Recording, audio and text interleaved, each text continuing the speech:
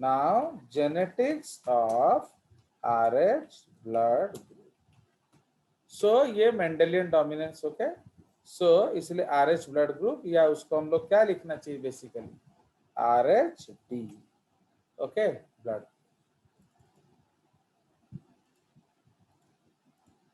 ठीक है. तो ये हम लोग जेनेटिक्स पढ़ेंगे उसका. तो एक्चुअली जो RH D ब्लड ग्रुप है तो it obeys what. It obeys Mendelian dominance. ठीक है. तो ये आपका मेंडेलियन डोमिनेंस को ओबे करता है. मतलब क्या है बताइए. What does that mean Mendelian dominance. बोलो. अब ये भी आपको घंटा The dominant recessiveness. हाँ मतलब क्या है जीनोटाइप क्या है.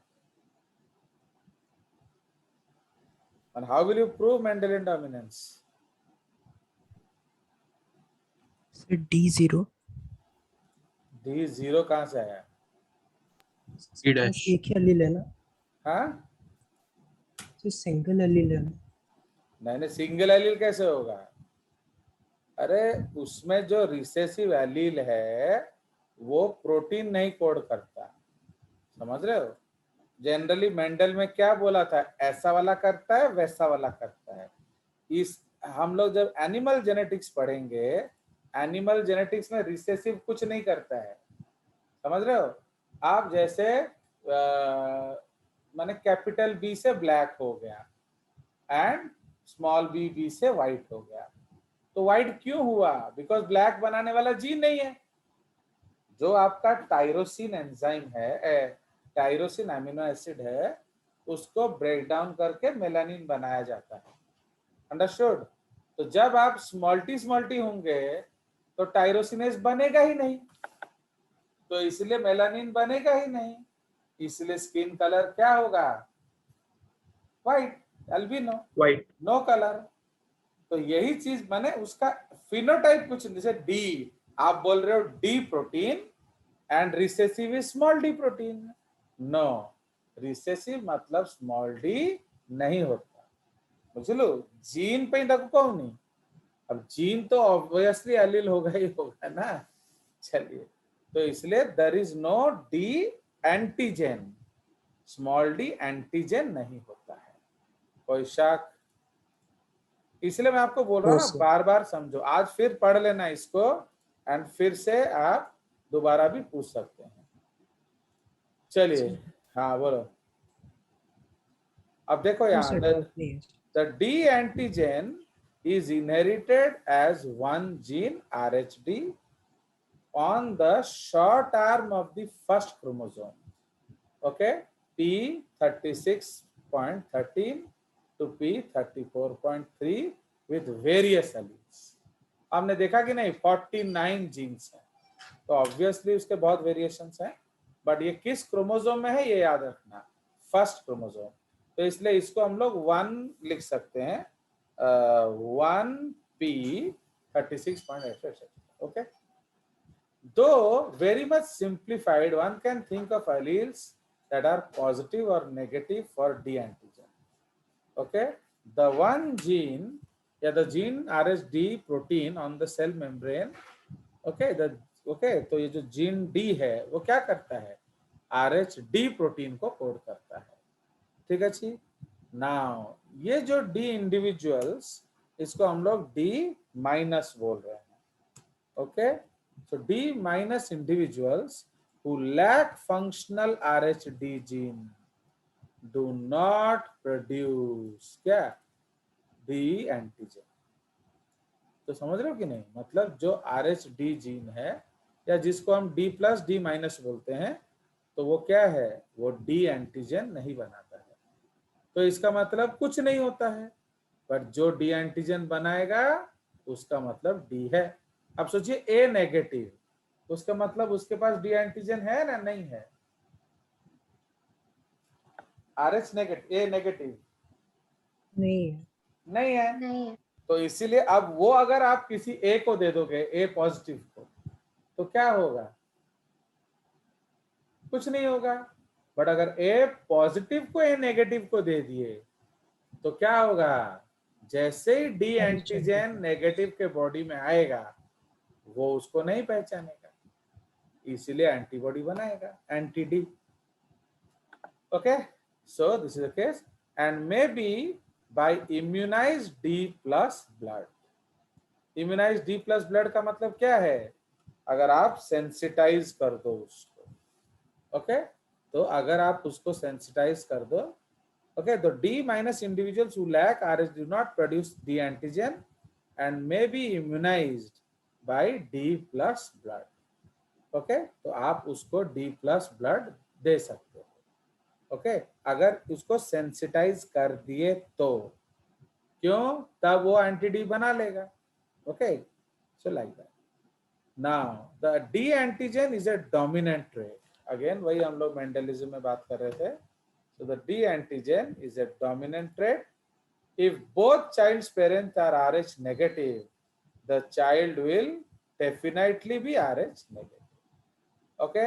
तो मतलब अगर D है तो क्या होगा, तो वो D हो सकता है, और अगर उसके दोनों पेरेंट्स स्मॉल डी हैं तो क्या होगा, कैपिटल डी आने का सवाल ही नहीं आता. सर अदरवाइज अगर पेरेंट्स सर RH पॉजिटिव और RH नेगेटिव वही लिखा है, देखो शांति.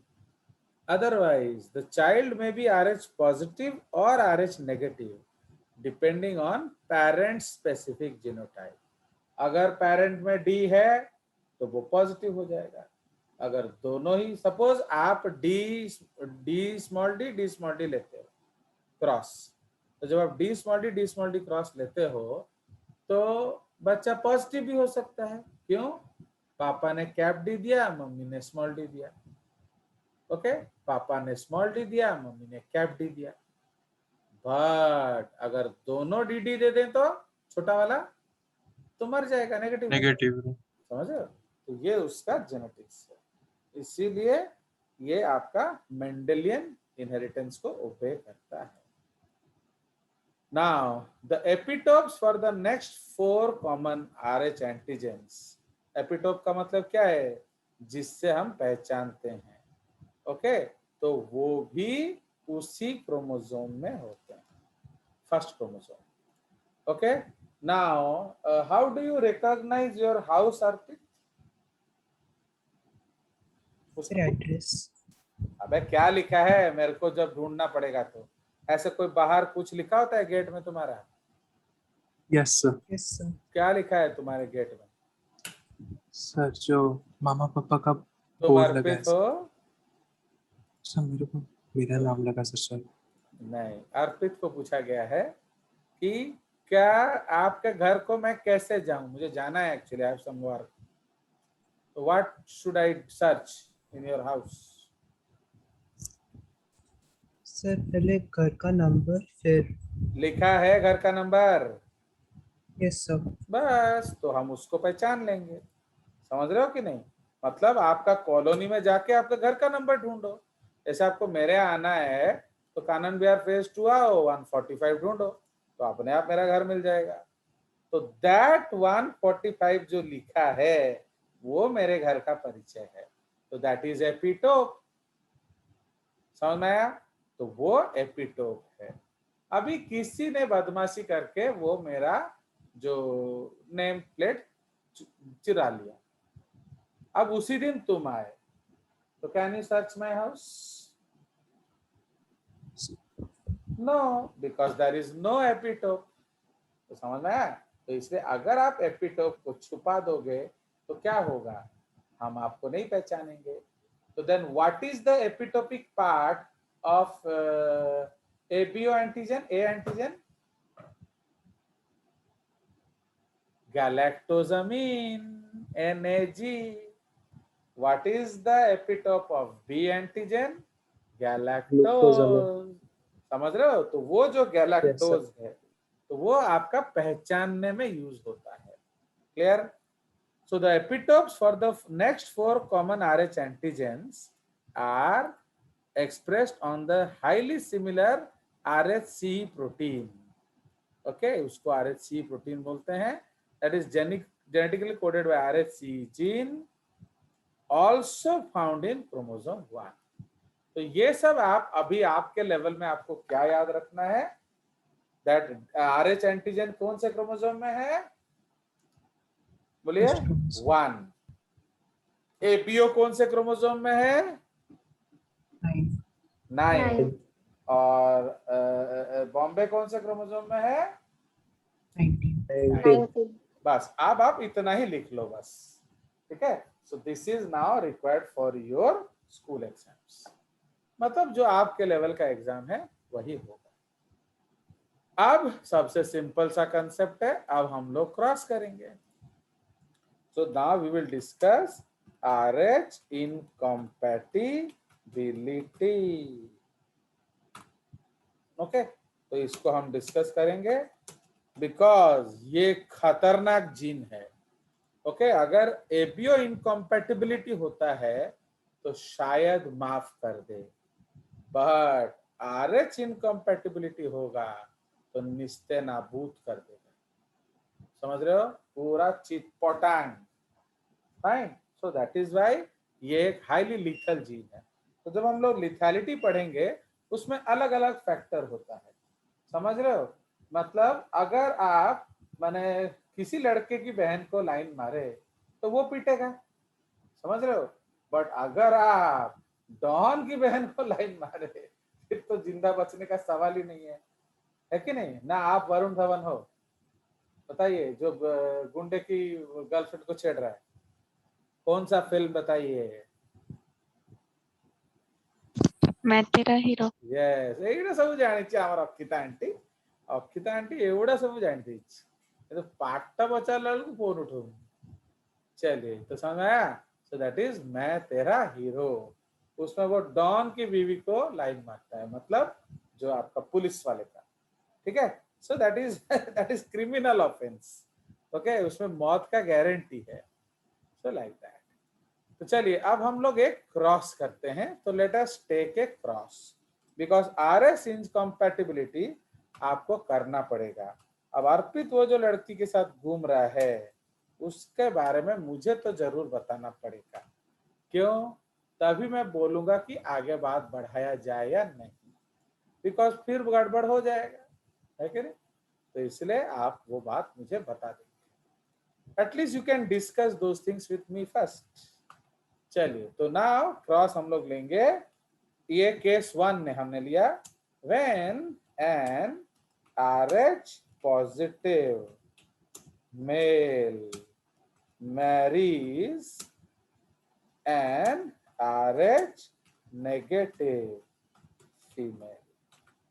कोई शक, तो ये हमारा No, केस sir. 1 है। तो now what is the genotype of the cross, बोलिए, क्या लेंगे क्रॉस को हम लोग, मालूम है ना, बत मैंने डाउटफुल है। Sir, it has cross small t small. No uncle, because Mendel आपको क्या सिखा गए, बताइए, what uncle Mendel taught you. Pure finger. ताहले फिर ये डैश का बात क्यों आ गया, तो यही तो जेजेस टेस्ट कर लेता है रे बाबा, तो उसको हम DD बोलेंगे। Okay, so the male is DD, why, because Mendel taught us a simple thing that you start with always pure, okay, and ये हमारा DD है, ठीक है जी। so this is the case। अब तो आप गैमेट्स क्या आएगा बोलिए, so what are the gametes, तो इस Cap D and small d. बताइए, तो गैमेट्स क्या आ जाएगा, इसका आ जाएगा कैपिटल D और एंड उसका small इसका d. आ जाएगा स्मॉल एंड। तो अब क्या होगा, अब एक लड़की को लाया जाए, ओके, सर बोलिए। सर RH पॉजिटिव को sir capital D small d नहीं ले सर। लो, बट आपको मेंडल अंकल क्या सिखा गए थे, पूरा भाई- डोमिनेंट लेना है। यस भाई हम एक क्रॉस कर रही है, एक हाइपोथेटिकल क्रॉस कर रहे हैं। सुनो, कल मैं आपको एक क्रॉस देता हूं, वो मेरा मर्जी है, बट अगर आपको खुद लेना है तो आप क्या लेंगे? बोलिए। Capital D You take, capital. yes, because that is what Mendel taught us, and that is what is the rule. Fine, तो ये मेल गैमिट्स है एंड ये female gamete. Okay, so this is male gamete and this is female gamete. अब इन दोनों का मिलन से कौन होगा? Baby. Okay, so this baby is what? सो इसीलिए ये जो बेबी है उसका जीनोटाइप क्या है? D small D. अंडरस्टैंड? कोई शक? तो उसका हाँ genotype sir. D small D है, जबकि उसकी माँ का जीनोटाइप क्या है? Small D small D. So Small d, she small. Is small D small D. तो इसीलिए गड़बड़ से। Understand? So that is why a potential stranger is developing in the mother's womb. कोई शक? ओके, तो इसमें हम लोग वही चीज लिख लेंगे। तो we will write the same thing here. Okay, कहाँ गया? सो इसमें लिख लेंगे, तो when they marry, okay, when they marry all their offsprings, जो मर्जी हो, विल बी क्या? D small D. So that is RH क्या? Positive. Okay, so all of them will be RH positive. ठीक है, so this point you understand. Therefore हम लोग क्या लिखेंगे? So a potential stranger develops in the mother's womb. ठीक है, तो माँ के बॉडी में एक शत्रु पनप रहा है। ओके, नाउ जनरली ये आइडियल केस है, माने गऊ जैसी लड़की, आप लोग जैसे लड़की नहीं, गऊ जैसी लड़की, मतलब जिसको बॉस कहने से बॉसेगी, उठ कहने से उठेगी, वो जीन्स नहीं पहनती है, वो बॉम्बे बॉय स्टाइल नहीं बैठती है, वो धड़ाधड़ सीढ़ी से भाग के उतर नहीं थी है, वो आइडियल गऊ लाइक गर्ल है। तो इसलिए generally okay, the first child is born normal. Okay, कब? If there is no pregnancy complications. अगर आप डिस्को नहीं जाओगे, अगर आप दारू पी के नहीं नाचोगे, अगर आप टाइट जीन्स नहीं पहनोगे, अगर आप गाड़ी वाड़ी में नहीं चलोगे, अगर आप सीढ़ी धर धर धर नहीं उतरोगे, तो प्रेगनेंसी में कुछ होगा नहीं। तो जब प्रेगनेंसी में कुछ होगा नहीं, तो the first child is born normal. कोई शक? Now this is No, sir. because the RH protein lies on the RBCs which cannot cross the क्या? Placental barrier. समझ रहे हो? तो वो प्लेसेंटल बैरियर क्रॉस नहीं कर सकते, इसीलिए आपका क्या हो गया? पहला चाइल्ड बॉर्न नॉर्मल हो गया। अंडरस्टैंड? नाउ अब थोड़ा गड़बड़। During delivery some fetal RBCs Are left behind. remain in the maternal circulation. Okay, कुछ छूट जाता है, तो अब ये साले गड़बड़ कर देते हैं। ओके, तो during delivery some fetal RBCs remain in maternal circulation. They क्या करते हैं? दे सेंसिटाइज कर देंगे. yes mother what are they? So they sensitize the mother. Okay, तो दे क्या, तो ये माँ के ब्लड में घूम रहे हैं. So they are located by the mother's immune system and an immune response is generated against them. Okay, generated against them. Now IgM, तो आप बोलोगे सर IgM बनता है इस केस में, है कि नहीं? तो IgM antibodies are produced for the first time and then they are converted to IgG. सुनिए, उस केस में प्रॉब्लम क्या था? हमें बैरियर क्रॉस करके जाना था, तो इसीलिए वो गए नहीं. तो इसीलिए भाई देखो, अगर आपने एक बार चोर को देखा है तो क्या आप एक्टिवेट हो जाओगे? बोलिए. No sir. बार बार देखना पड़ेगा, है कि नहीं? तो आपको बार बार देखना पड़ेगा. तो इसलिए इवन आप अगर वो टोरेटो एंड वो जो कौन सा आई है वो गॉड्स आई, तो गॉड्स आई भी टोरेटो को रिकॉग्नाइज करने के लिए 5-6 डाटा चेक करता है. किसी का मोबाइल, कहीं का फोन, कहीं का जो कैमरा, वो एक बार में थोड़ी पता चलता है. तो लाइक दैट. तो IgM antibodies are produce for the first time, but इधर क्या है, वो तो आरबीसी घूम रहा होगा ना माँ के ब्लड में, तो अब उसके खिलाफ बनाया जाएगा. एंड जब तक साले को